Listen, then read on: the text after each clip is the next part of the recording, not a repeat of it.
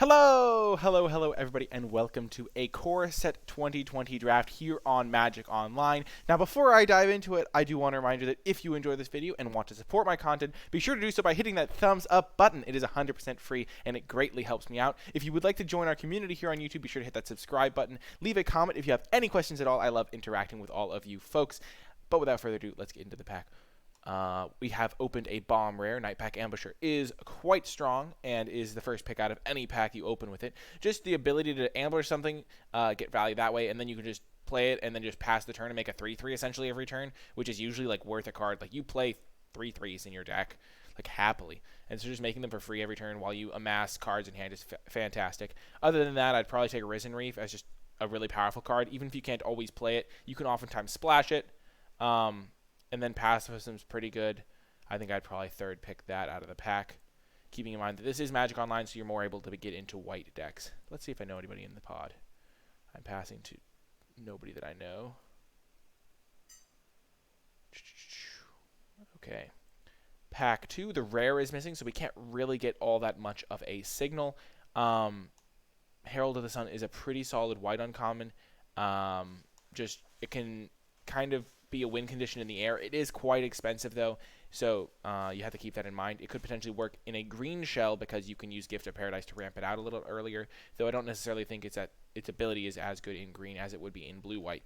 Chandra's Outrage is the best common in the pack, just dealing 4 damage to a creature kills basically every creature you care about in the format, and it also works really well with Night Pack Ambusher because it doesn't care if you cast spells during your opponent's turn, so you can pass the turn with your mana up and then Chandra's Outrage on their turn, and you still have gotten the wolf, and so that's a lot of value. Also, just taking the removal spells, even if it is common removal, a lot of the uncommons aren't removal in this set, so you have to prioritize your removal spells. There isn't really a green card to keep me mono green. Scuttlemutt's the closest card to keeping me into mono green, but it's significantly worse than Chandra's Outrage, and Chandra's Outrage is definitely better than Rapacious Dragon.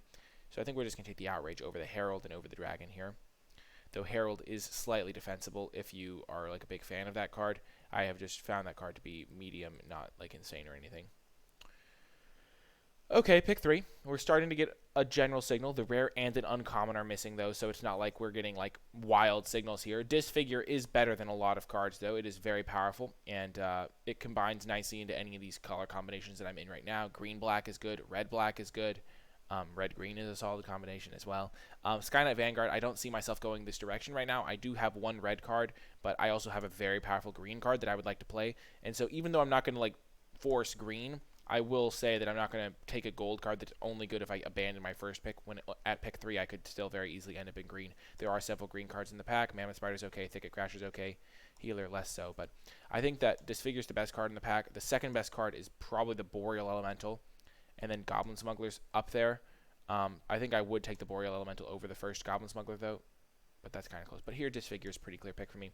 The fact that it's early interaction that can also be used as a combat trick just puts it over the top. Also, it is an instant, and as I said, those work well with the Night Pack Ambusher. Okay, we're starting to see, wow, very powerful cards here. The rare is missing, and 2 commons are missing, and yeah, 4th pick Pacifism is not necessarily a huge signal. It is definitely a strong card, but there are a lot of people that just avoid white on principle, so we could maybe move in to white. There's the Loaming Shaman, which works well with the Night Pack Ambusher, and if I ended up in a green-black strategy, I could play a super late game-oriented deck, maybe wheel the Soul Salvage. There's also a Scholar of Ages, which does lead to some nice little loops, especially in blue-black, or even blue-green if you have a Pulsa Marasa. This is actually a very tricky pick. I think it's between Loaming Shaman, Scholar of Ages, and Pacifism. I think Soul Salvage is just a step below. And I think we're just going to take the Scholar here. It just gives me a lot of possibilities. And, yeah, I don't necessarily know what direction I'm going to end up in. Even though I have 4 different colors right now, I'm just going to settle in. And we get rewarded with a Blood for Bones. This card works really well with Scholar of Ages. It actually is like an infinite loop because you can cast it, sacrifice a creature, get back a creature, and then return the Scholar of Ages that you just sacrificed back to your hand. And then when you cast Scholar, you can get back Blood for Bones and whatever removal spell you want or other utility instant and sorcery. So this card is definitely the pick. It's just also super powerful. And we're starting to see signals. So one of the things, I like to sort my cards by where I picked them in the draft. And I started off with a very, very, very, very, very good green card. I said very one too many times there. And then I took a red card, but the rare was missing, so there wasn't really a signal. And then I took a disfigure out of a pack where some good cards had been taken, and then I got a scholar, and now blood for bones. So I'm starting to like the cards that I took later have more weight on where I end up, if that makes sense. Said Scorpion would probably be my pick if I wasn't taking blood for bones, or maybe even just to take the evolving wilds. But none of these cards that I have here are very splashable.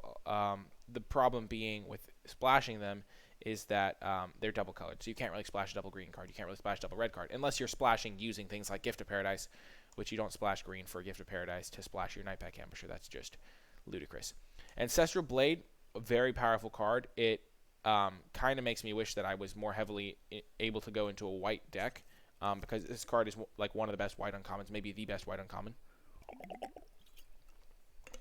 It definitely competes with Master Splicer. I've been more impressed by Blade than Splicer, so I'd say that Ancestral Blade is probably the best white uncommon. But Bone Splinters is just a good card for this blue-black type deck I'm going to get. I can maybe get a Sanitarium Skeleton late, and I don't really have a reason to go into this white deck when there's also just a very solid black common here. But I would take the Blade after the Bone Splinters in the name of staying more flexible. Okay, so... This is a tricky pick. So, the cards in consideration are Bone Splinters number 2, which if I get another Bone Splinters, I would really start prioritizing Sanitarium Skeleton super highly. There's a Goblin Smuggler, which goes if I ended up in a red-black deck, though I would rather end up in a blue-black deck because Scholar works so well with Blood for Bones as a late-game win condition. So Bone Splinters, I think, is a little bit better than the Goblin Smuggler. Sorcerer of the Fang is just a 2-drop, but I think I'd, again, just take Bone Splinters. And then Unsummon as a card that also loops with Scholar for Ages and just is a solid card. I think I'm going to take the Bone Splinters. Getting the second copy is going to be pretty good here. And, well, Immediate Punish, third Bone Splinter is probably not going to make my deck. But it is definitely, I don't necessarily want to commit to a second color yet. And Sorcerer of the Fang is very replacement level. So now I could take a third Bone Splinters. I could also just shift back towards green-black and take a Brightwood Tracker, even though green hasn't seemed super open. I think the Unsummon's not really a card I want to take, again, because I could still be any combination. Even though, yeah, I kind of want to play blue-black, I could also just play green-black and end up with some very good cards. Having 2 Bone Splinters, I think I am just going to take my first copy of Brightwood Tracker to keep myself more flexible. I don't really think I'm ever running 3 Bone Splinters, even though 2 is probably going to be fine in most decks. And now, another interesting spot. I don't really want the Tranquil Cove. That's not really the colors I'm looking to play. The Wand can do good work sometimes as a sideboard card, but it's much worse than Bow in that role a lot of the time. Bone Dash is probably just going to be my pick here as just another instant that I can get value with my Scholar of Ages if I do move into blue-black. Keldon Raider's okay. Sage Row Denizen is alright as well, especially if you have some self-mill stuff that you want to get going like Blood for Bones, but we're just going to take the first Bone Dash. And now we'll take Plummet. If we do end up in green, we'll probably want to have access to a copy of that. Late Mammoth Spider. I'm definitely a fan of this card. And also relatively late Harper's Bow. We're not going to like go for bows because you're not going to get as many as you would get on Arena. And I also just don't love the bow playstyle. But Mammoth Spider is definitely a nice little pull back towards green. And again, I would like to play my Nightpack Ambusher. And now we'll get a Blight Beetle in case we play against a green deck and think that this card is worthy. And Befuddle, it's alright to play if you have Scholar of Ages, but we'll start it in the board and hope not to play it. And pack 1 went pretty well. I have to say it was a pretty good pack overall.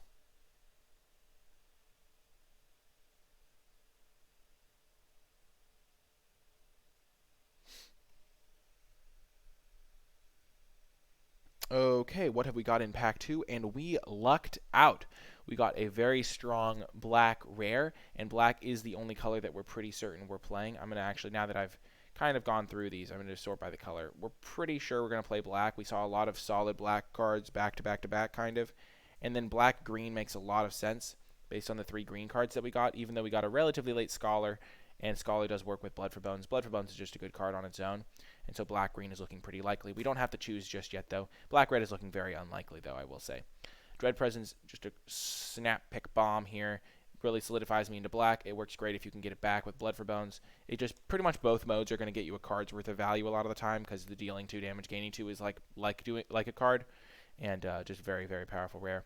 If I wasn't taking that, I think I would take the Thrashing Brontodon over Chandra's Outrage, maybe solidify myself into a green and black deck, but definitely really happy to have such a powerful rare. Well. Masterful Replication is a solid enough rare. It's not like insane, and I think Boreal Elemental might just be better. But Masterful Replication definitely gets better if you have Scholar of Ages to go with it. And the fact that this is in the pack, Boreal Elemental is in the pack, and like all the uncommons are there, means that I'm very skeptical because there's not a blue common that I like really would be thrilled to take here over. I guess I'd take Cloud Concealer very happily over this, but I'm not sure which direction I'm supposed to go here. There's not really a black card to take. I'm not going to take an Undead Servant this early. I don't really want to take a Netcaster Spider here, especially because I could just end up in a blue deck still. And I think my blue-black deck would actually be quite good thanks to this Scholar being like a unbeatable late game. So I think Boreal Elemental is defensible. Masterful Replication probably a little bit less defensible just because it costs a little bit more. And then Netcaster Spider's all right. But I think I'm just going to take the Boreal Elemental. Even though you can't, it's not an instant or sorcery, I think it's just a better card than the Masterful Replication. Flying is quite relevant. So we'll just take the Boreal.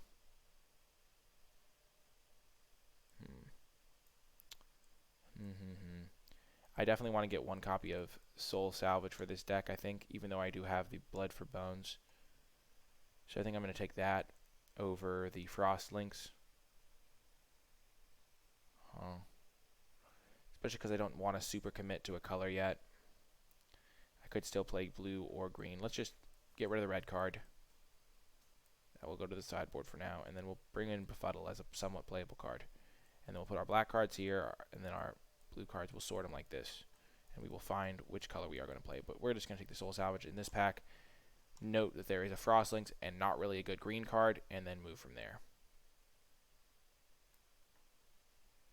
Temple of Milady. This card is just a good card. It helps me if I'm playing black-green a good deal. But there's also just a Winged Words, which is good card draw. I really liked Winged Words. It works well with my Scholar. And then there's Sorcerer of the Fang as like a defensive 2-drop. And then Pattern Matcher, but I don't think Pattern Matcher is really where I want to be in this deck. So one thing I'm noting is that green did not look super open pack 1, other than like a very late Mammoth Spider, but that just could be me overvaluing Mammoth Spider compared to the average drafter. Like, we didn't see any premium green cards. Green has Rabbit Bite, green has Leafkin Druid, green has Gorilla Shaman. Not Gorilla Shaman. Gorilla Shaman is a red card, and it is a red 1-drop that destroys artifacts. Whatever. You know what I'm thinking about. Silverback Shaman. And we didn't see any of those premium green cards, so I think I am just going to take the Winged Words here and try to play blue-black, because in pack 1 we opened a great green card and then didn't see any green cards that were like worth our notice. And so, yeah, we're just going to try to play blue-black right now. Bloodsoaked Altar is interesting. We already have a lot of ways to sacrifice our creatures, kind of, though 2 Bone Splinters makes me much less likely to want to be playing a Bloodsoaked Altar. I don't need a 3rd Bone Splinters, though, and I don't need a Frilled Sea Serpent, so I could just take the Bloodsoaked Altar and then, like, go for Skeleton Tribal and just take every Sanitarium Skeleton I see. And Dread Presence can gain me some life. There's a Netcaster Spider, but I think we'll just take the Altar and then not start it out. Sanitarium Skeleton. Hype! We did it. We definitely need at least one of those to go with our Bone Splinters. We would probably play 2, and if we got 2, we'd play Bloodsoaked Altar, I think. We're not going to take a 3rd Bone Splinters over the first Skeleton. We did it! I'm so hyped. And now Noxious Grasp as a sideboard card is actually really sweet. Like, you'll play against a green or a white deck a decent percentage of the time, and this is just super efficient removal spell in those cases. Pulse is definitely a solid card, but I think we're going to just axe the green, barring very unforeseen circumstances, and then just try to play our little control deck here. And now another Sanitarium Skeleton. We really did it. Now we just need a Gorging Vulture, which would work really well with our Soul Salvages, our Blood for Bones, and our double Skeleton, which we'll probably play. And now we'll also put in the Bloodsoaked Altar as an additional like little value tool. We definitely are going to take that over Bladebrand and anticipate. Well, I am dumbstruck. This card is so much better than the Cerulean Drake that we're going to take it.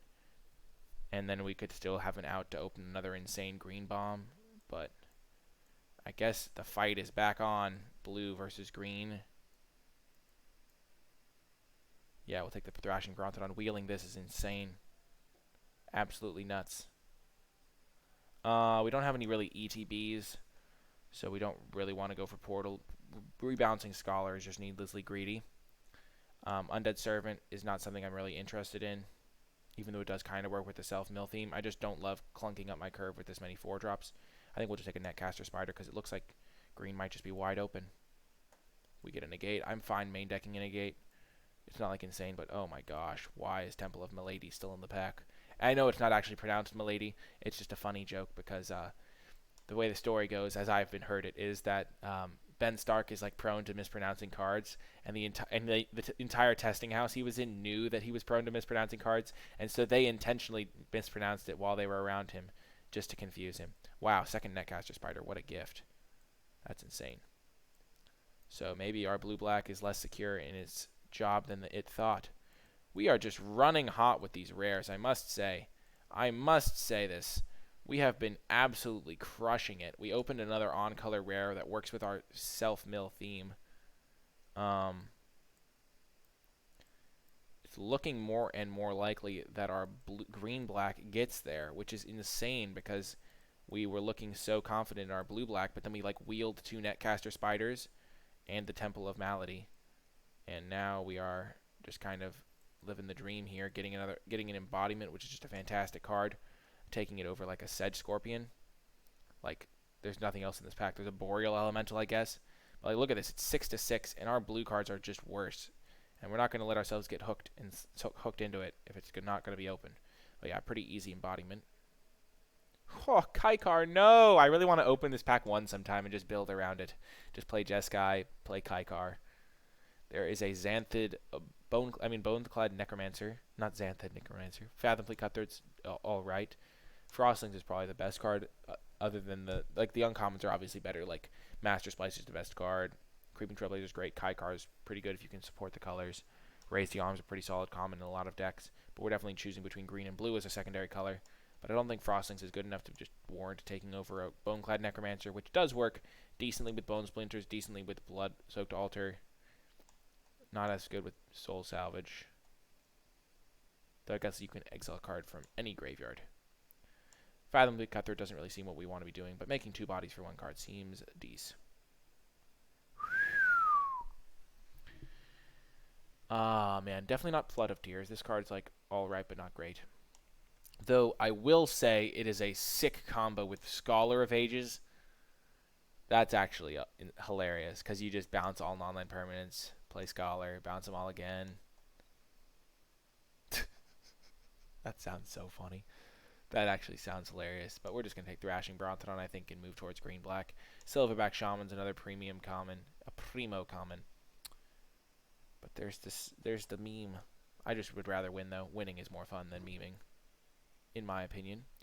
Well, now it's a pretty... Oh, my gosh. So we're going to cut these. We're just going to play green-black. I tried to fight it. I fought my nature. My green-black nature shone through, though.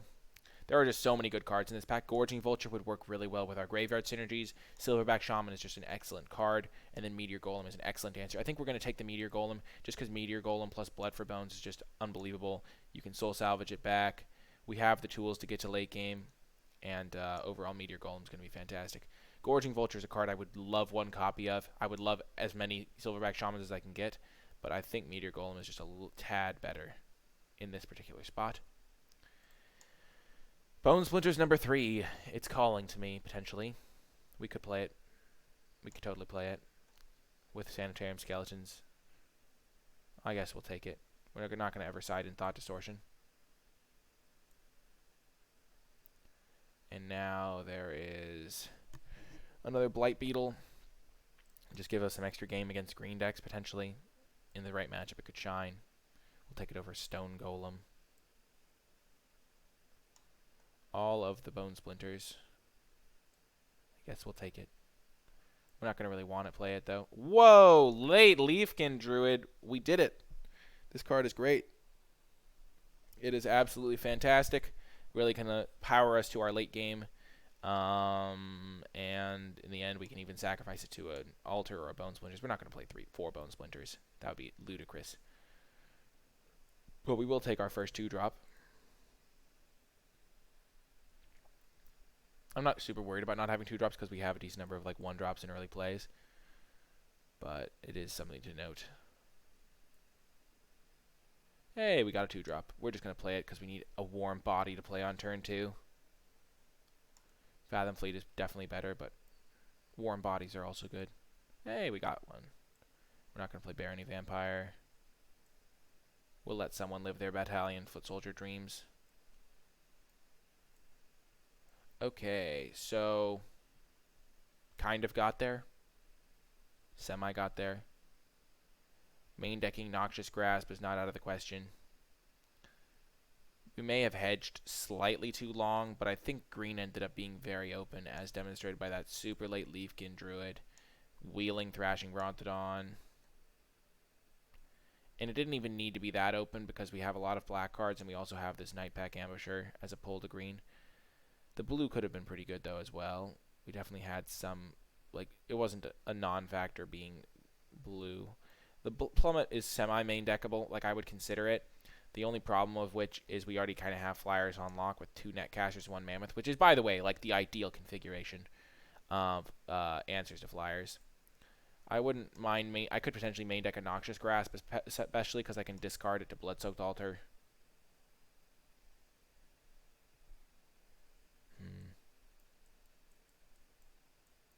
And green is a very common color.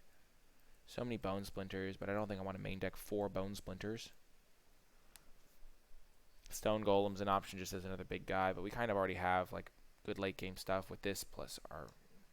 We had just one pack that had all the cards we wanted, but we also have like a lot of good things just going on. Okay, we're going to play the Temple. I don't think we want to run 18 lands in this deck. This is not an 18 land deck.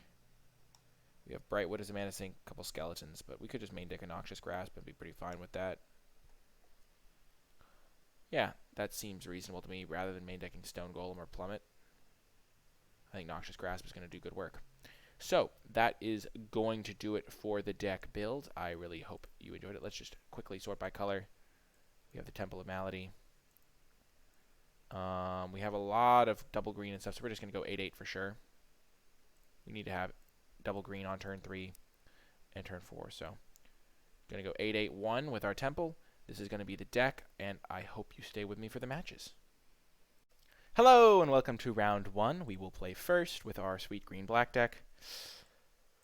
It's awfully difficult to mulligan in Limited. Our deck does not use lands all that well. I think we're going to mull this. This hand does not have the pieces it needs. This hand is far superior. And we're going to get rid of Bloodsoaked Altar. We don't really have the resources we need for that. That's better as a late game top deck, kind of.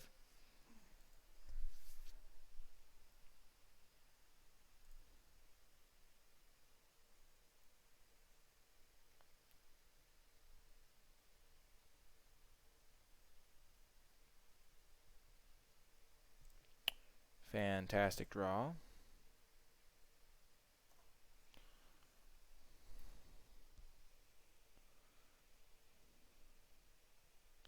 So we're playing against a green deck, so our main decked hate card is going to do work. Their main phasing Anticipate. That is weird to me. I'm green-black, I can't counter it. So they don't have a 2-drop. So I'll just immediately discount all the 2-drops they could have, because they would have played one. Go to combat, attack.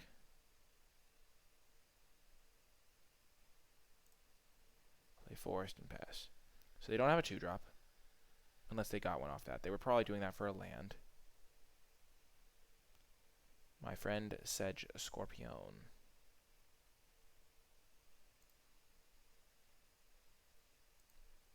We're not going to use our Disfigure because we're really fine trading here. Thanks to our Soul Salvage.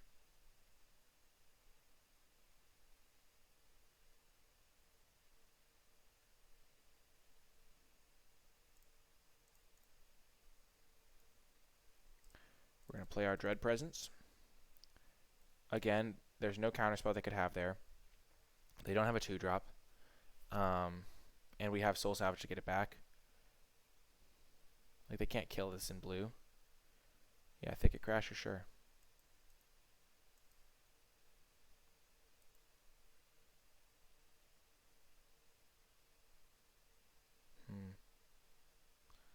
I could see trading here just being correct, but it seems kind of wrong to me. I'm just going to wait. I'm not going to use my like disfigure as a combat trick here, even though that would be okay. I can always just use disfigure to combine with like Dread Presence using dealing 2, but I think I'm going to use Dread Presence to draw cards.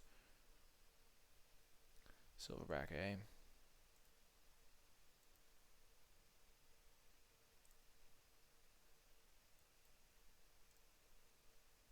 I'm going to draw a card and lose a life.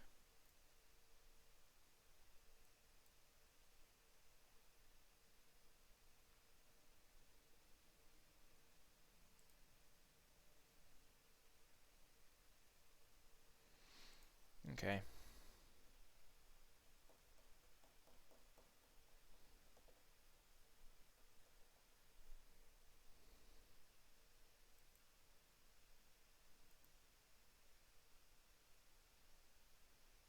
Because I have the Soul Salvage to get this back if things go south, I'm going to go for it.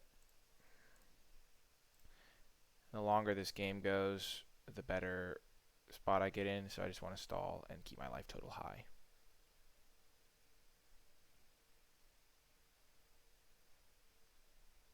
Punished.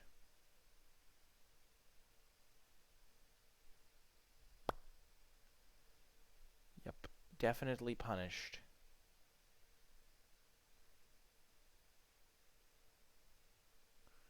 But we have our Soul Salvage.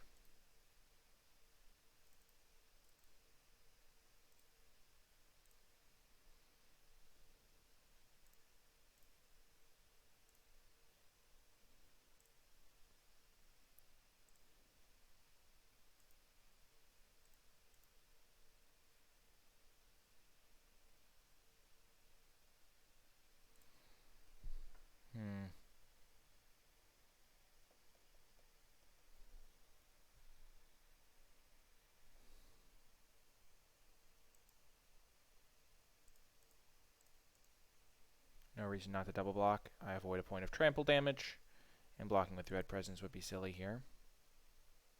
Also, this plays around Feral Invocation number 2. Completely wrecked, but shrug, it happens.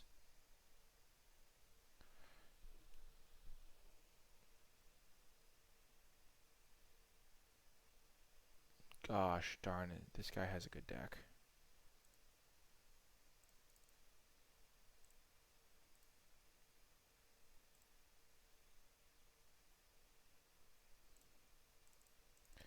The problem is that I just didn't draw any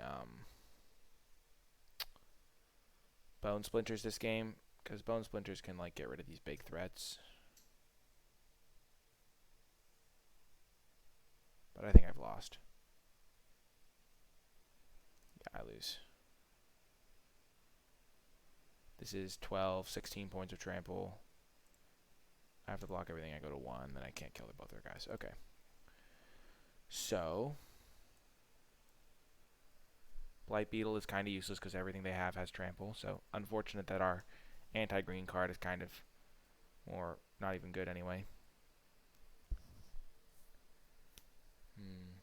Noxious Grasp should be good. Bone Splinters should be good. I kind of want to bring in another Bone Splinters over like a Mammoth Spider.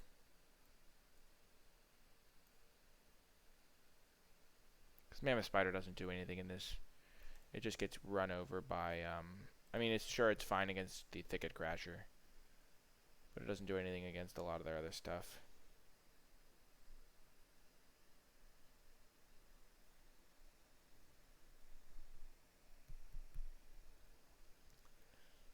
Like Netcaster Spider's just a little bit better, I think. You know, instead of Netcaster, I'd rather have Barony Vampire. Because Barony Vampire can trade with a Thicket Crasher.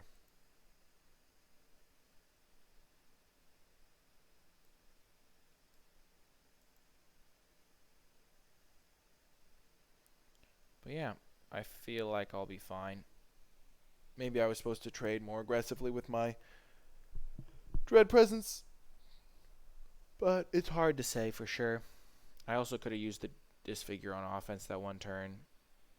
and I didn't. But overall, I think that game just sometimes the way the cards line up makes it difficult to win. Not impossible. Like I probably could have won that game if I had blocked differently or played slightly differently. I definitely want to be on the play. We will keep this hand. Just have a good curve out. I'm assuming I'll draw a swamp in the first several turns. And I can go 2-drop, 3-drop, 4-drop.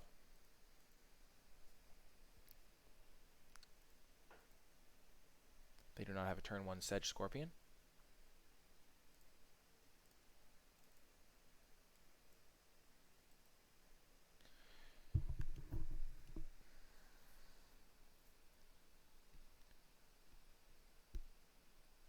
Sure, they have their own Greenwood Sentinel. We will trade.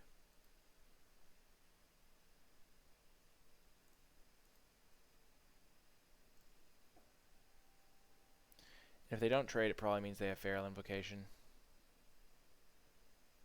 They show no fear. In the face of potential Feral Invocation from me, they just like laugh in the face of danger. That's such a not greedy play, but I respect the play. I think it's a good play. So they could have Convolute here. What other cards have I seen? I haven't seen Convolute, and Convolute is bad, and I assume my opponent knows Convolute is bad.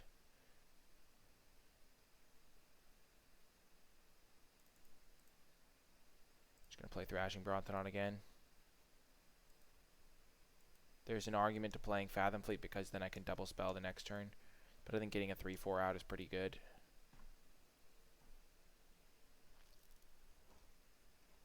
And getting a Leafkin Druid isn't like insane. So they could have Bone Dash.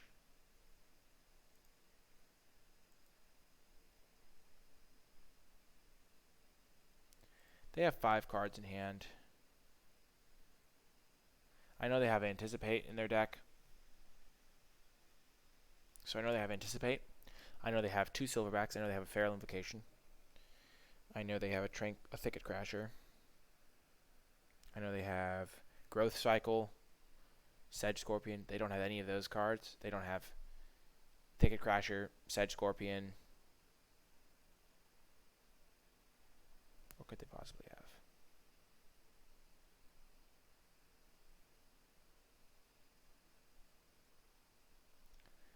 If they Anticipate here, I'm not even like that far behind. Like they have to have something. I've seen enough cards that they could feasibly play in that situation. Okay, Boreal Elemental, sure. So we are going to kind of wreck the Boreal Elemental with a Fathom Fleet Cutthroat, which they presumably won't see coming.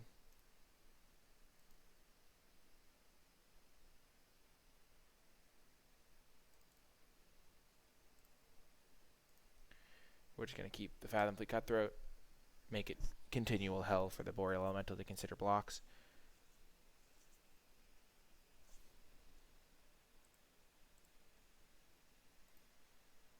Nine land. I won't be outsmarted by your mind games. Winky face.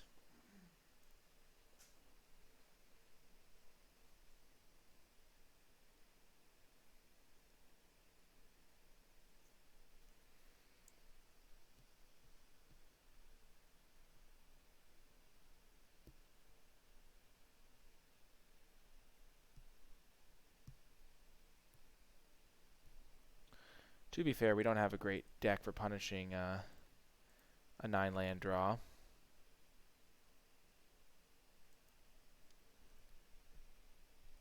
Scratch that. This figure's great. The only problem is we're stuck on mana.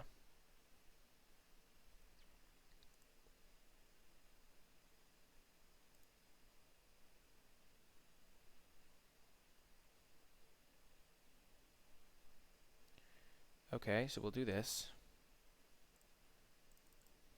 Play the Fathom Fleet to kill the Boreal Elemental.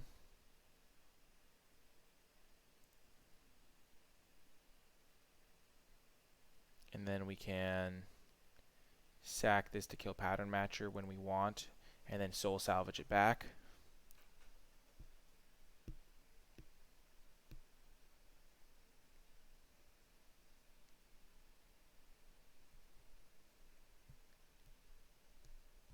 Okay. So they anticipate after casting a spell. I think we can beat this opponent. I think they're just making a little bit of loose plays a lot of the time. I mean, I make loose plays from time to time here, but I'm going to think, do I want to just kill their 3/3 and get my guy back with my Soul Salvage? I think my mana is going to be constricted enough that it's going to be worth it. But then I can't disfigure the Boreal Elemental.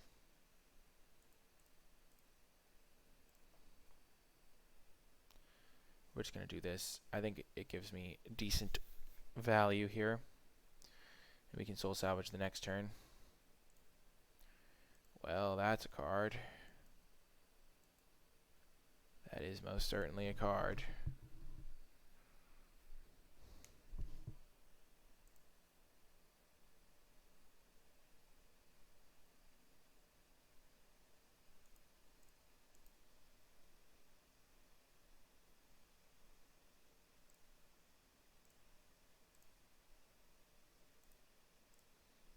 Fortunately, opponent...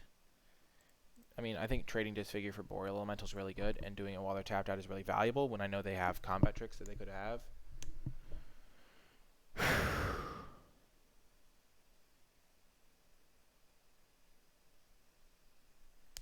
And also saving Soul Salvage until after I have my Night Pack is also good.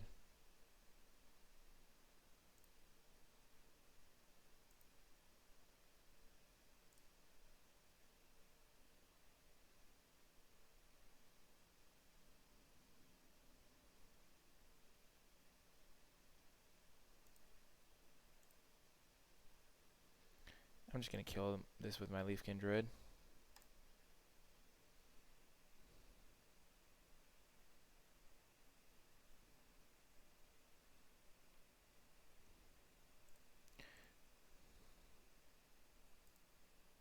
Blank any combat tricks they might have. Blank a Bone Dash that they've been kind of representing, but they could just be flooded.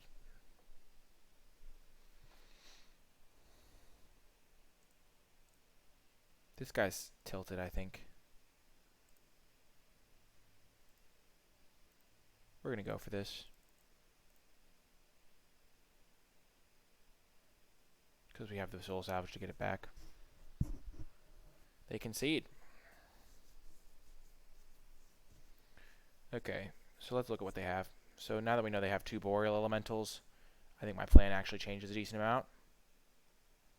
And they have an Unsummon, they have an Anticipate. So yeah, they have 2 Boreal Elementals, which means Netcaster back in, Plummet coming in, Mammoth Spider maybe coming back in. I do really like my Bone Splinters, but I think I'm going to cut one again. I will keep this in to kill their big green creatures. I think Brightwood Tracker is going to be a bit slow. Barony Vampire, not as necessary when I'm bringing back in Netcasters.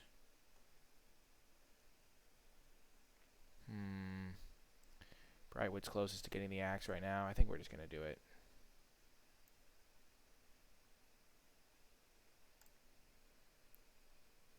Okay.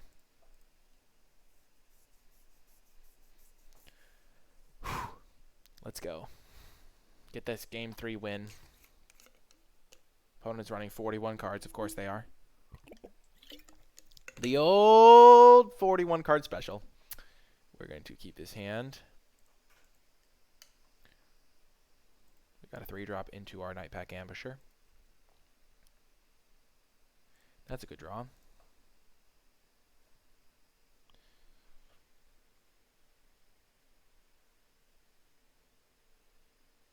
Haha. That card gets very wrecked by our Netcaster Spider. Okay, we do need to hit lands now. Come on, deck. Netcaster Spider should be able to help us stall, though.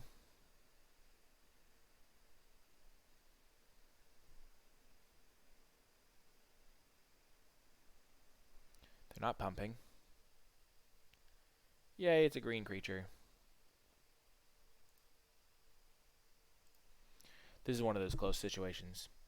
If I Noxious Grasp here, I don't leave myself exposed to a removal spell. Like if they unsummon my Netcaster Spider, I'm fine.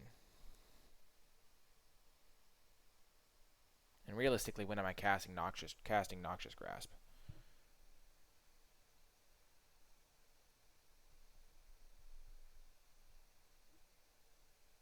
I can't realistically block Netcaster with my Netcaster because they have Feral plus Growth. I think I just have to spend my mana. I trade up on mana. It's a huge tempo swing. I shut them down on my turn. If I miss lands, I need all the life I can get. And if I hit lands, I want to be able to cast my bigger, expensive spells. That was a close decision, though. It's good to think about them. Thicket Crasher. Sure.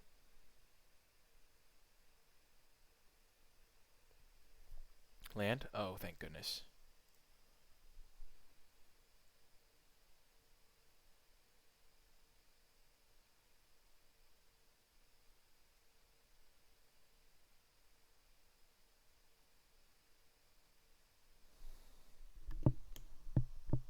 Okay, so what could they have here? They could have +3/+3, or they could have +2/+2 permanent, or they could have both, or they could have unsummon. What could they have here? They could have +2/+2, which I still trade with. They could have +3/+3. This is a safe block. Because of the buff, it gets it to power. Even if they have +2/+2, I don't get wrecked.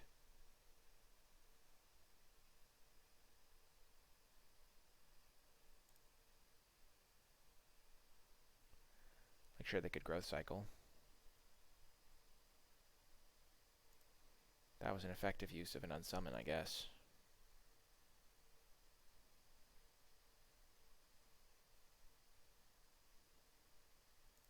Sure.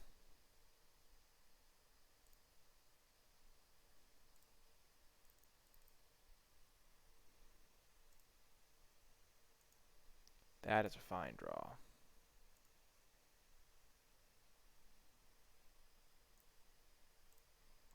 We're going to make a 3/3. It'll be able to trade with the Thicket Crasher. And then we will use our Plummet on their turn to take care of their Metropolis Sprite or Arboreal Elemental. We have not seen any hard removal. They already used an unsummon, so I don't think they can get rid of this.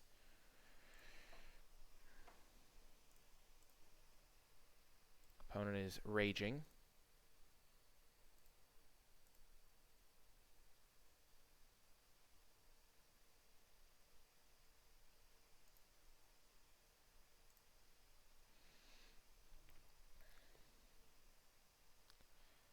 If they have Boreal, we can already shut it down, so let's just kill it.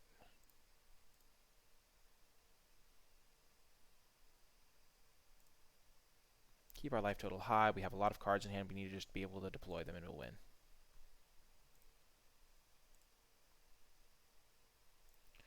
Deploying Mammoth Spider is not appealing to me here. I'm just going to keep waiting.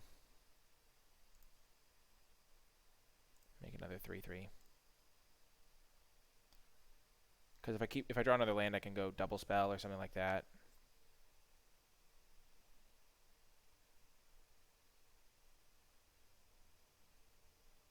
Yep, they can get another Thicket Crasher.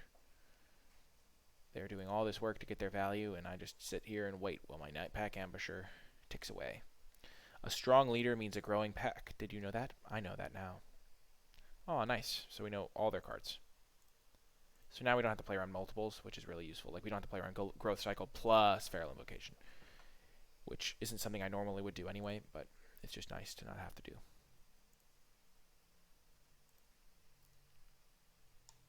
I have 2 different costs. I kind of want to play the Mammoth Spider here just to further stabilize me. I think it would be greedy not to play it. The reason being, even though I could just keep waiting and make another Wolf, the 3/5 just really stops them dead in their tracks. It gives me nice double block options. I'm not going to attack here. If they do play a flyer, I don't have to like waste a turn playing it then. And now I can sit back and keep waiting until I draw another land, and then I can, when I do draw the land, I can double spell. I can play Netcaster plus something else, or I can play Bone Splinters plus something else. And now I'll be able to attack.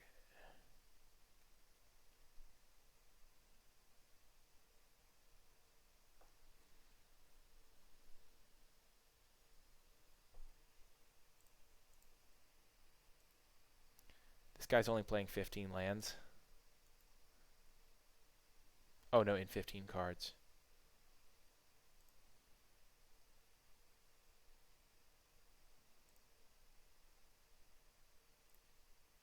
Let's just attack with one wolf.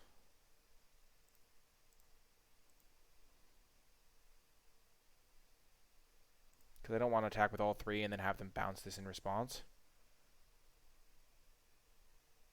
4, 5, 6, 7. I've got 7 in hand, but what I'm going to be adding, I'm going to be adding a 2/3 to the board. And I could just add a 2/2 base for free.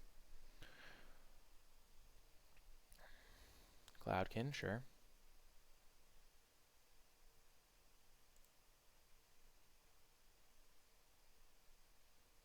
Healer of the Glade. Yeah, even if you didn't draw lands, dude. What are you doing? They're kind of just casting everything they draw, I think. So I think we're just going to make a more aggressive attack here. And then double spell, probably. By more aggressive, I mean attack with 2. We still don't want to lose to them playing like Overcome or something.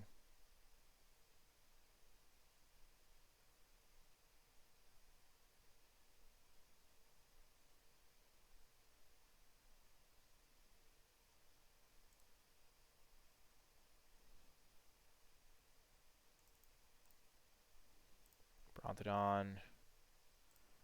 Spider. When you can deploy 2 cards, it's worth doing it over making a 2/2.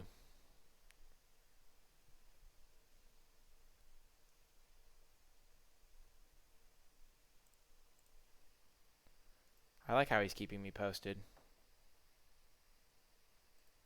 MTGO wanted you to win. Oh my gosh. This guy is not in the best mental state, shall we say. Oh gosh. I'm going to stop reading the messages. Because I just don't need that kind of negativity in my life. We win the match, made that sweet comeback. Oh man, he had to show the hand, had to get that salty reveal. I hope you enjoyed the match. We were playing pretty analytically, I think, and we systematically crushed this foe. So if you did enjoy it, I hope you will stay with me for the next round. Hello, and welcome back to round 2, playing against 40-card dumpster fire. That's hilarious. I'm going to tell him his name is hilarious. Your username is hilarious. Good luck, friend. Okay, we're definitely keeping this hand. We've got turn 1 Skeleton into turn 3 Brontodon, potentially. We have Disfigure. If our deck had like more 2-drops, we might even be able to like choose to draw with some like early defenses like we have.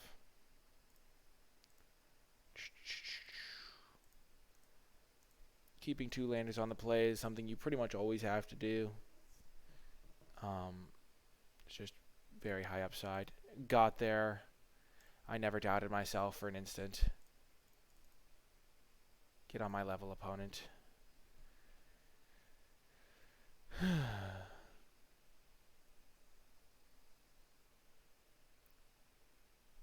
Oh, hello, Glinthorn.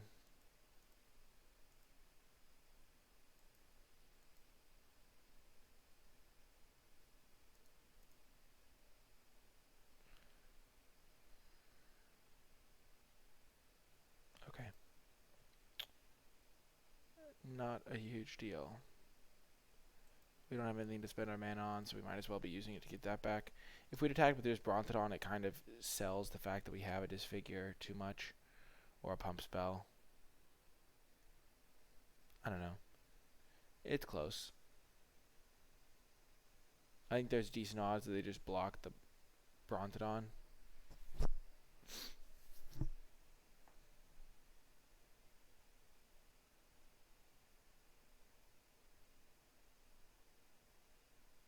Maybe that was too much of a next level play. Like leveling them instead of just making a solid play.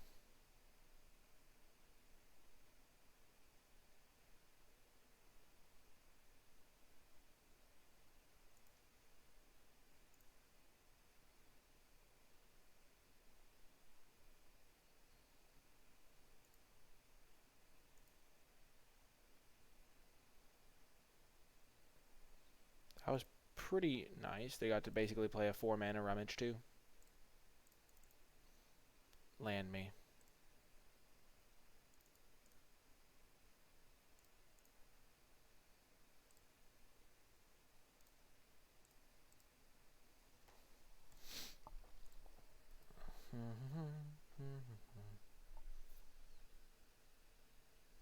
So not really punished for the attack with the skeleton.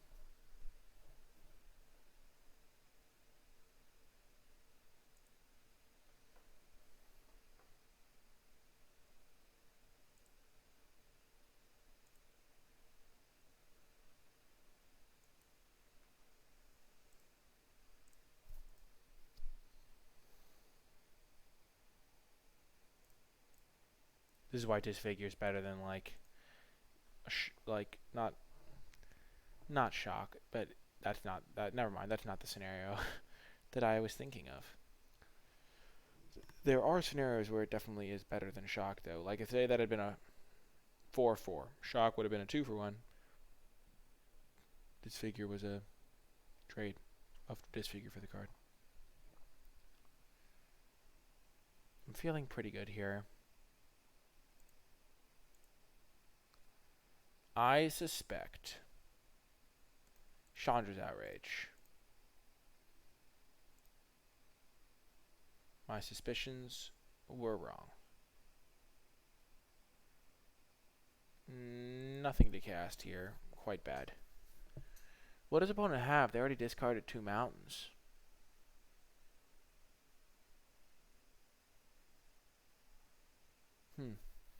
Us getting stuck on lands has not been good here.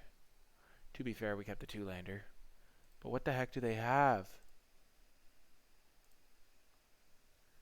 There's no, like, board wipe.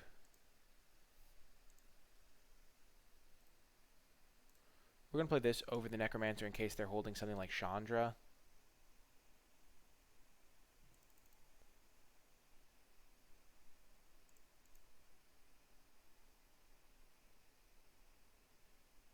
I'm just trying to think in my head what makes sense for them to have.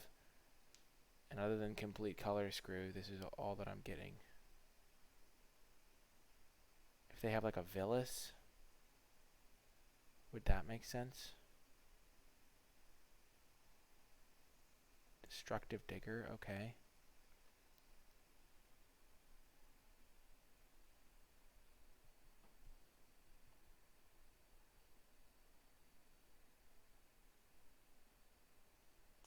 What the heck did they draw?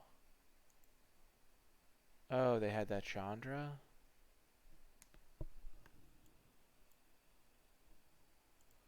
Wow, that's so confusing.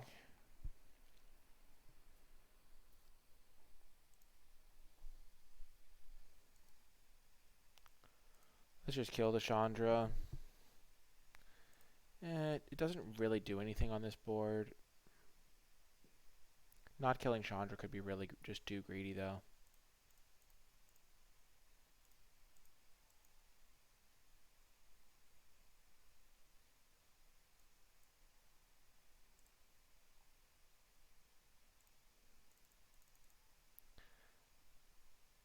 Because they have so many cards in hand. If I keep the Chandra around, they can use it to kill this zombie token. They'd be at 2. This can trade, so they just have to have 2 removal spells or something. Which seems like they could totally have it.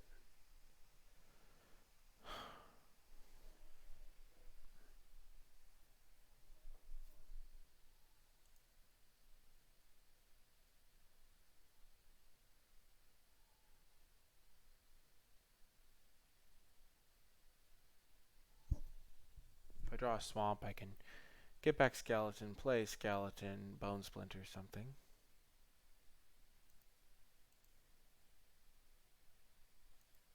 Do they have Bone Splinters? Not cool, bro.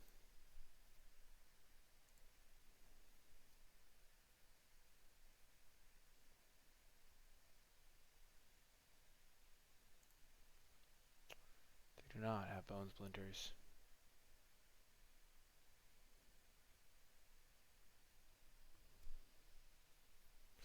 I suspect like Infuriate, Uncaged Fury.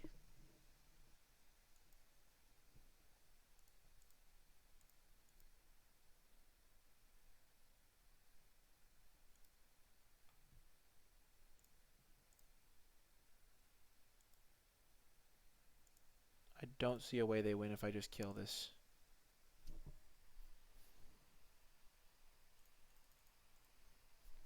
I don't want to die to Infuriate Uncaged Fury. Plus, like, removal spell. That seems senseless. What the heck did they have? They didn't do anything the entire game.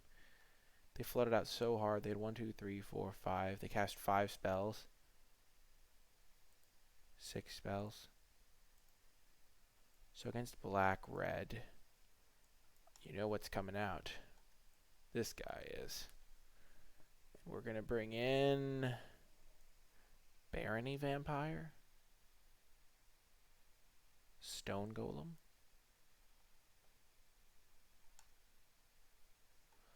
Honestly, I don't really want my netcasters and stuff, but I kind of have to. Maybe we do this. I kind of like that. Bring in a little bit of beef. The 4/4 also dodges Agonizing Siphon, which is kind of relevant. Ooh, this is a great hand. Well, not great. I would hesitate to say great, but it is a solid enough hand. We're going to save these swamps. The netcaster was actually a fine draw there.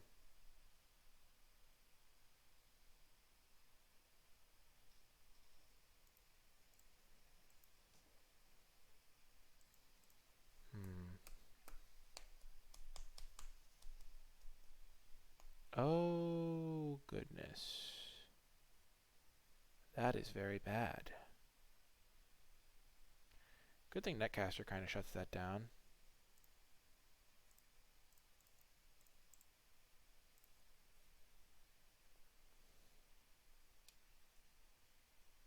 They can suicide their Blood Burglar in, though.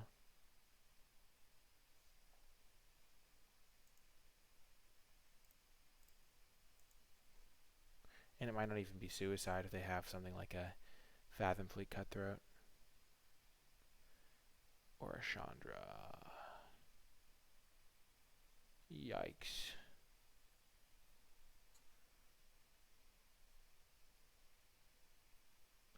Can I survive if I wait a turn? I think I have to play this and then hope for the best. If I wait a turn, I'm so far behind. They'll play like a 5-drop and I just die.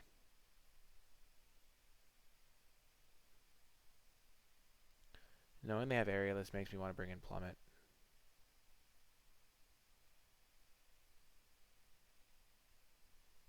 Like if I had spells in my hand, I'd feel like I had a chance of winning. Oh goodness. Drakaseth. Dragon Mage, eh?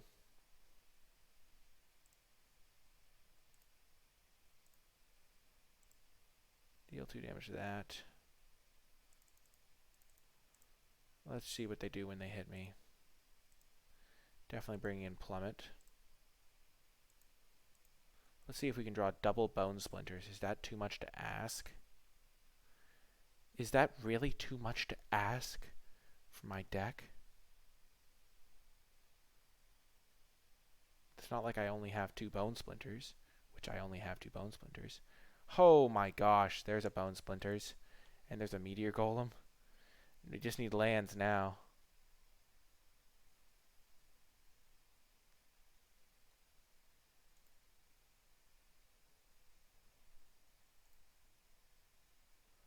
Give me land.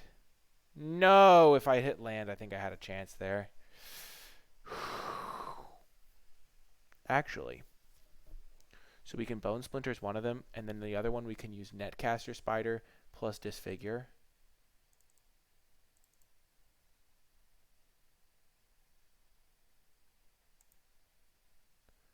Sacrifice this creature.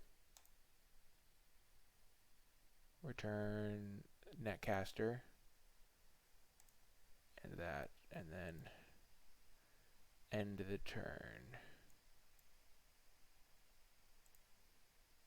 Get rid of Brightwood Tracker. And then we can block this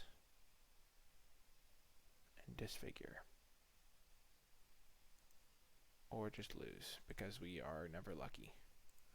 Okay. Plummet's coming in. Bone Splinters is probably coming in. Netcaster's coming back in. Barony Vampire's coming out. Stone Golem's coming out.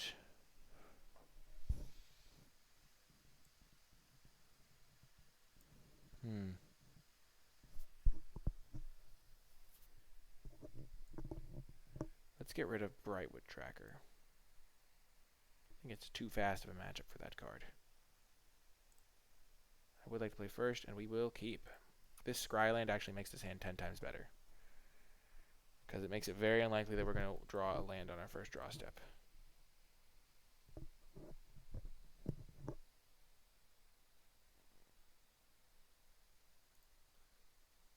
Bottom. The Temple essentially drew us a card right there, because drawing that forest would have been a catastrophe.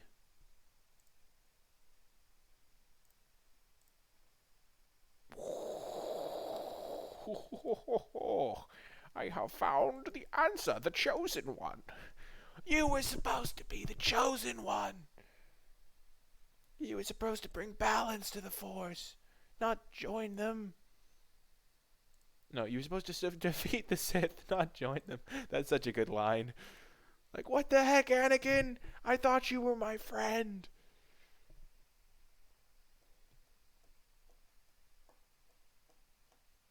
Oh, you are going to regret using that murder.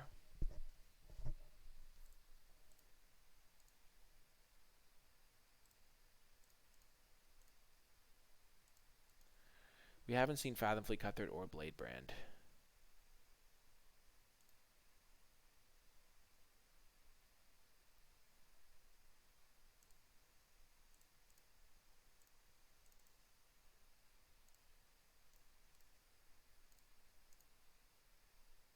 Haha! We meet again. But this time the advantage is mine. We're not going to play Mammoth Spider. We're just going to get as much value as we can out of the Night Pack while he sticks around. Sure. I was worried. I was like, why would you use murder on my end step then?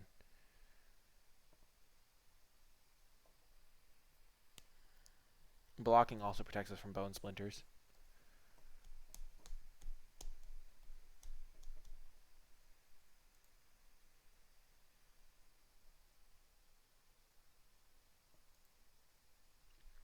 Well, that feels really good. Okay, we're just going to keep drawing our spells. Getting in with our good friend, Mr. Night Pack.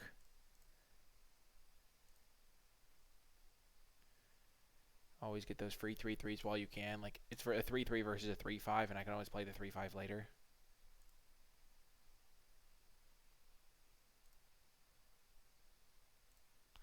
Like, when I really need to Bone Splinter something, I can do that. Play the lands. Attack with everything.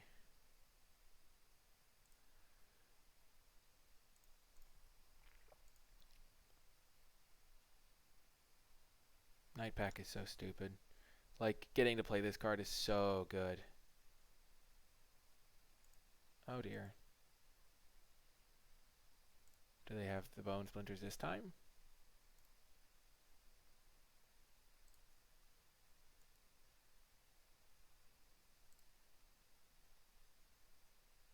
Sad day.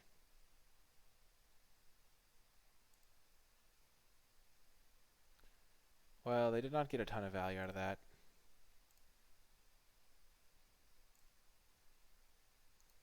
Like, sure, they killed my Night Pack, but I can get it back later. Don't you fear, opponent. So I have 1, 2, 3, 4, 5, 6, 7 mana.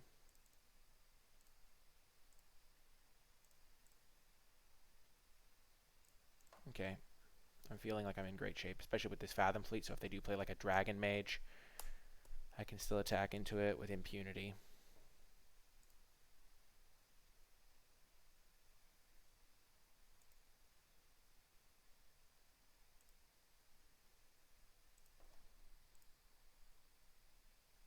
Ah, the old triple bone splinters draw.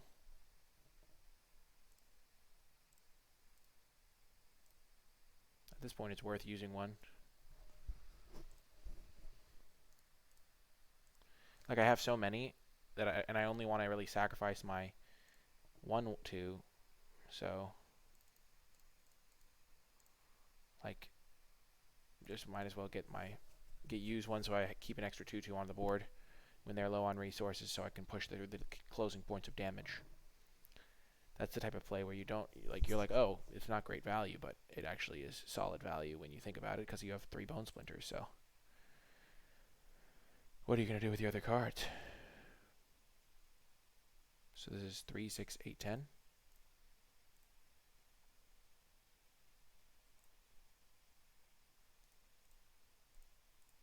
We'll push for lethal, and we got there.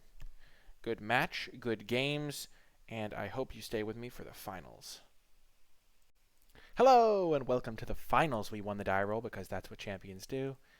Have to say good luck to our opponent, and we stare down at a hand that doesn't have any of our best cards. Doesn't really have too much bad stuff going on, though, so we'll keep it. It doesn't have our Wolf, and it doesn't have our Dread Presence, but it has 4 lands, 3 spells, which is almost always keepable.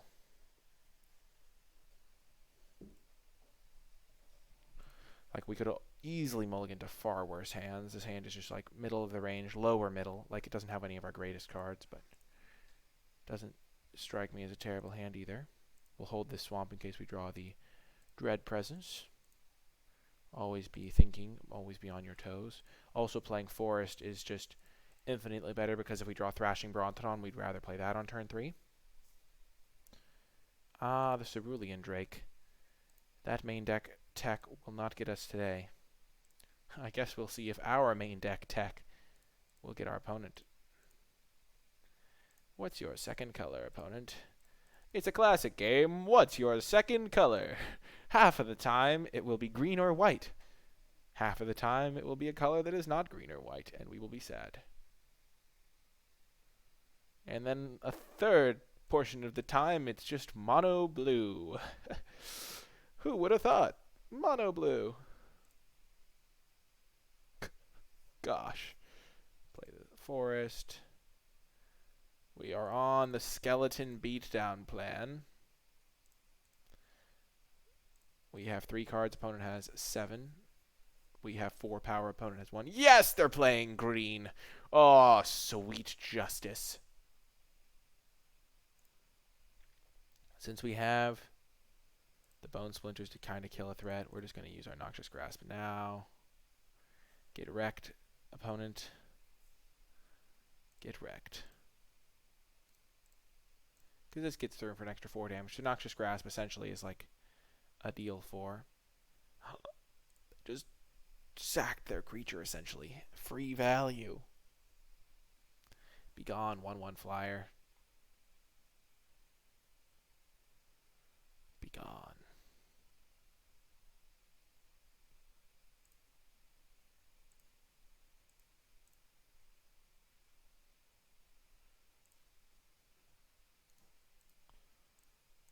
We're getting in for damage.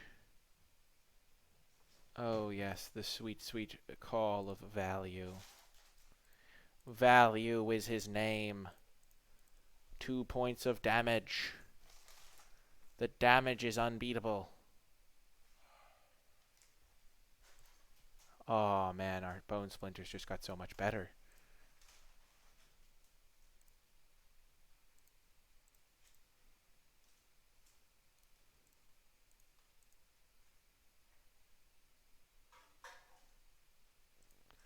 We're not going to be quite so spewy as to just get rid of our Netcaster, though. I mean, it's of our stuff. Yeah, they could just have Silverback, and then we just kind of go back to wanting to stall.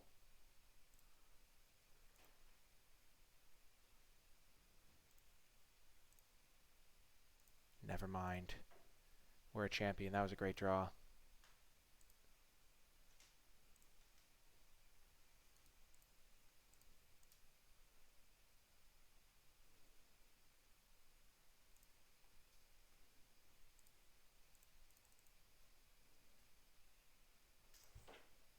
It actually looks like we're a decent aggressive deck right now because we're just curving out with our 1-drops. Oh gosh, they're a third color. How are they ever going to stabilize the situation? Oh my gosh, Prismite. No, not the Prismite. However, will I beat a Prismite? Oh gosh, we can kill Prismite. And then they have to jump. Skeleton beatdowns. So if we just attacked them, they were going to have to go chump block this guy here. Like, eat that, take 3. But we were going to use Thrashing Brontodon to kill Prismite, which was going to then force them to chump here, go to 1, and then we had them. Ah! So what do they have? What are they working with? They have a Cerulean Drake that's almost undoubtedly coming out. Some random blue-green stuff, and then a Creeping Trailblazer. Plummet sounds interesting. Adds us Bone Splinters. I think we'll bring in a Bone Splinters for a... You know, our deck is actually pretty well set up here. I'm sure they'll have flyers. But if they have Decision Paralysis, Bone Splinters number 3 is kind of a free roll. So we'll bring it in over a Brightwood Tracker. You too. Perfect. This guy's a nice dude. Okay. We got our God tier hand. It's not actually God tier, but we have Noxious Grasp. Ooh, they put us on the play. That is interesting stuff. After facing down against the Skeleton Beatdown, opponent thinks that we should go back on the play. Which means that we should go on the draw for game 3. If your opponent wants to be on the play, you should want to be on the draw. That is just the logic. Because you can't both be right. Prismite.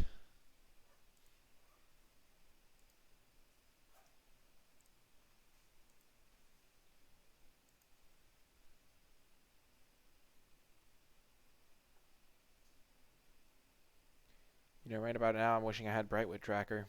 Not gonna lie.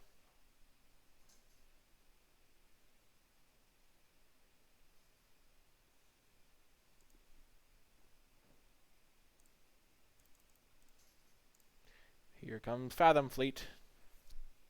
Coming in hot.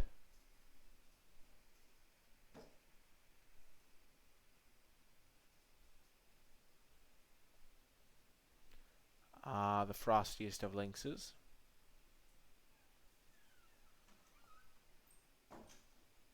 We're going to kill the Unchained Berserker with our Disfigure, and we'll rip a creature. We did half of that mission.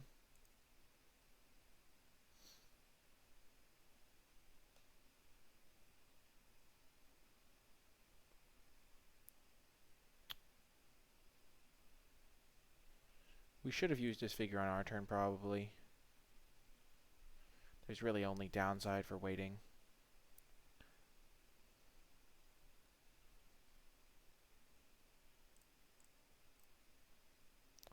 Hopefully that works. Never punished. Lucky me.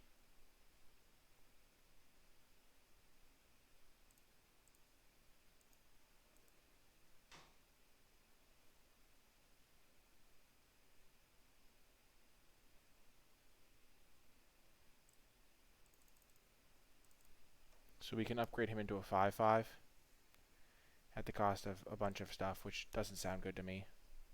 Paying 2 life here sounds really bad, actually.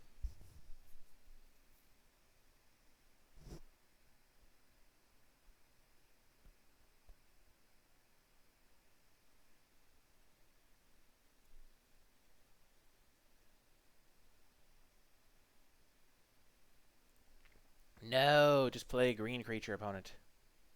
Now I really want to upgrade.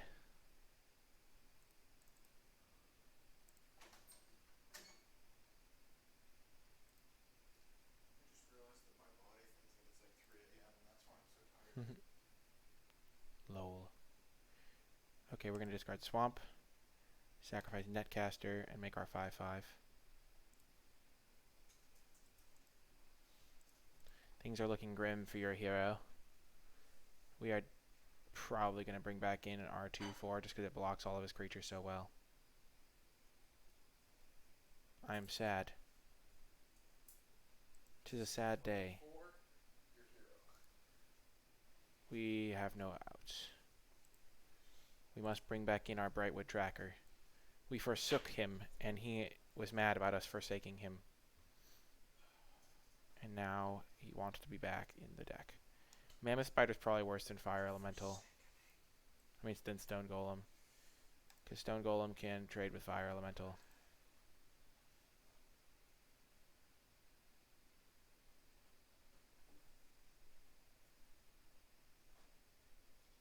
So they are a blue deck.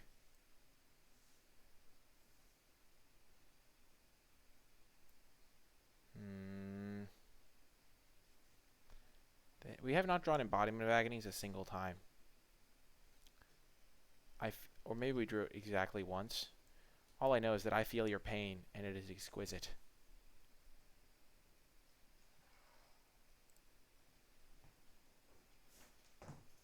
The old mulligan. Game 3 of the finals. Let's go. We're going to keep this hand and ditch a swamp. Looking for forest. We find it. We hit the lottery win. Oh, I forgot we were trying to be on the draw this game. Shoot, I forgot my own plan. My plan was incorrect. I failed. I hath failed, and I am sad. I'm sorry, Twitch chat / YouTube comments. I know somebody's going to be like, you said you were going to be on the draw. Why have you betrayed us? And this is why. Because I forgot. I was on autopilot when I should have been on normal pilot. And maybe I was supposed to scry that land to the bottom anyway.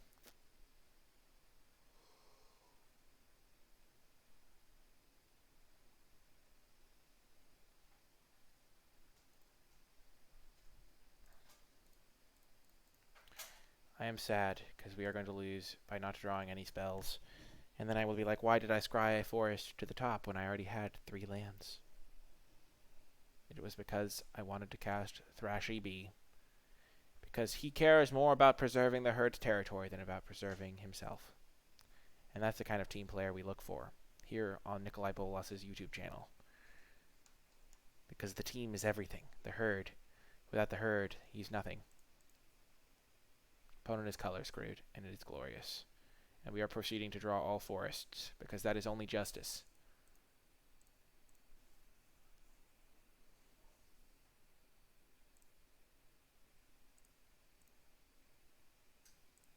And I do not know the meaning of the word justice, because this is not justice. Actually, maybe it is. I don't know.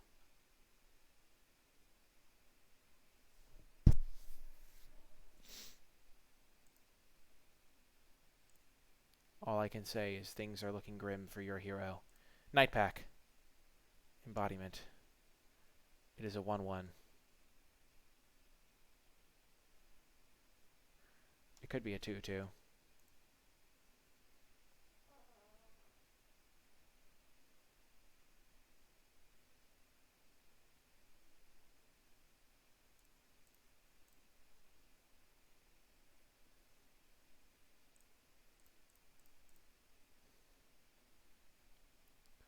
This seems like the right play to me.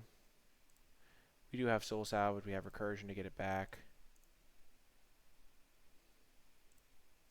And we haven't seen like a ton of flying from the opponent. Like they have a Netcaster Spider, I think. I hope they have Fire Elemental now. That's what I want to see. Just their Fire Elemental stuck in their hand. Uncastable. Gosh darn it, Creeping Trailblazer.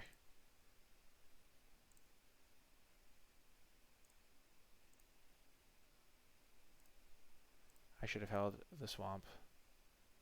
I'm getting frustrated, and I played badly. That was a terrible play. There's no reason to play swamp over forest, but if I draw Dread Presence now, I'm just screwed. I want to jump off a bridge. That's not actually true. A metaphorical bridge where my skeleton will lay, and I will lose because I scryed a land to the top and then drew 4 lands in a row.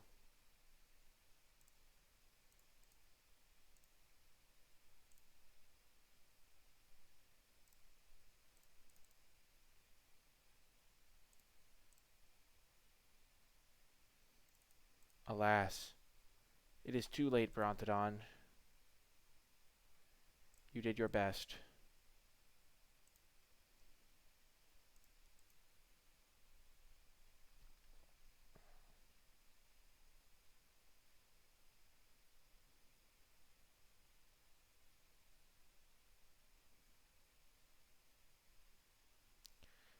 Losing in the finals feels so bad, especially when you lose because you messed up your plan. If I'd been on the draw this game, I might have been able to just win easy.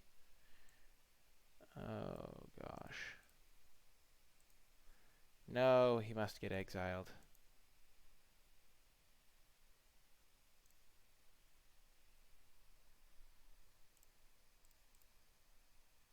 If we draw Bone Splinters and then other cards that do stuff.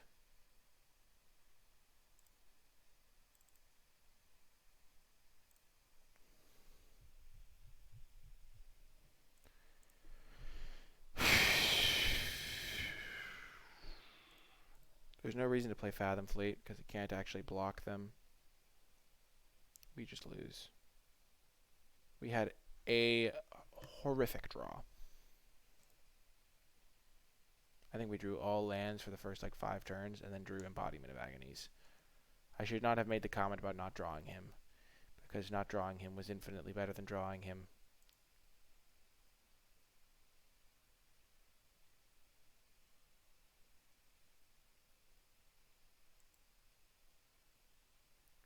Well, it was a noble effort.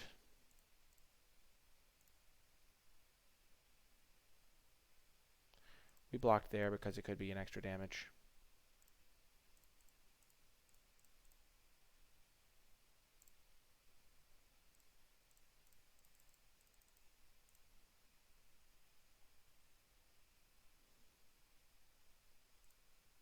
Die, Omnath.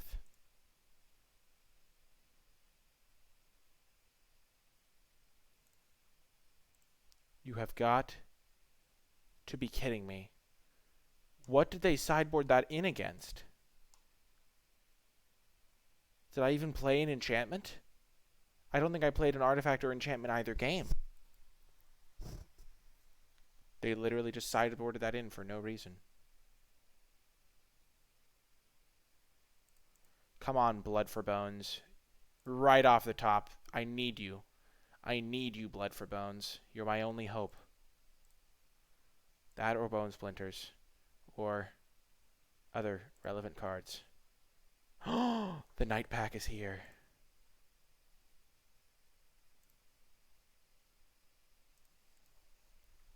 Their Brightwood Tracker is getting to work.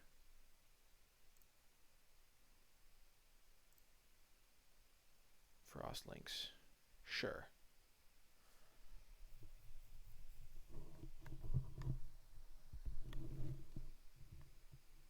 No, not sure. We just lose. Gosh darn it, did it have to be Frost Links?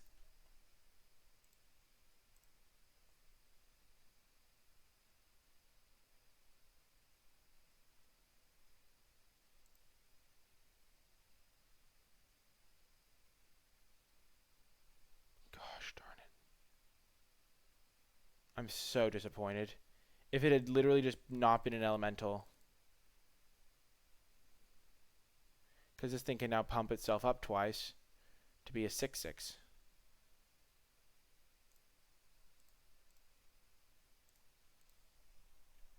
So I have to block like this. And now I have to draw Blood for Bones.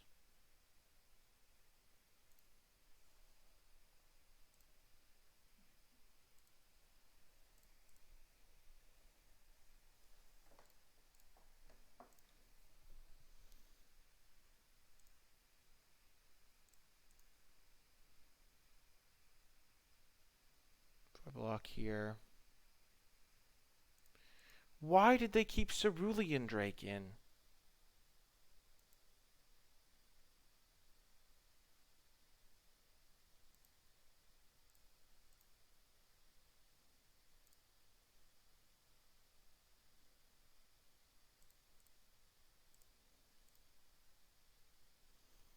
Wow.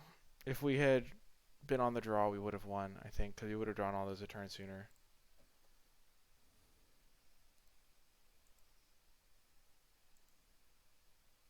It's only justice for my misplay of arg. I made the comment. I should have written it down or something.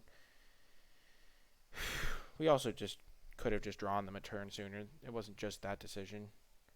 It was that combined with the fact that we happened to draw like garbage, and then they drew like very well. Well, we managed to get the 2-1, so that's something. If you did enjoy the video, remember to hit that thumbs up button, subscribe to the channel, leave a comment in the comment section down below, leave a hashtag so close and yet so far in the comment section down below if you did make it all the way till the end of the video. If you would like to give back to the channel, you can do so directly via the Patreon, patreon.com/NicolaiBolas. Patreon is a free subscription service essentially where you can donate to the content producers that make your life a little better that you enjoy, and if you do so, you get tons of cool perks and bonus content each and every week. So if you would like that, check it out at patreon.com/NicolaiBolas. And one of those cool rewards for people at the credits level is they get put in the credits at the end of the video. So thank you so much to everybody that supports at the credits level. Thank you so much to everybody that supports at all levels. I really do appreciate it. Thank you so much for watching, everybody. I hope you enjoyed it, and I'll talk to you next time.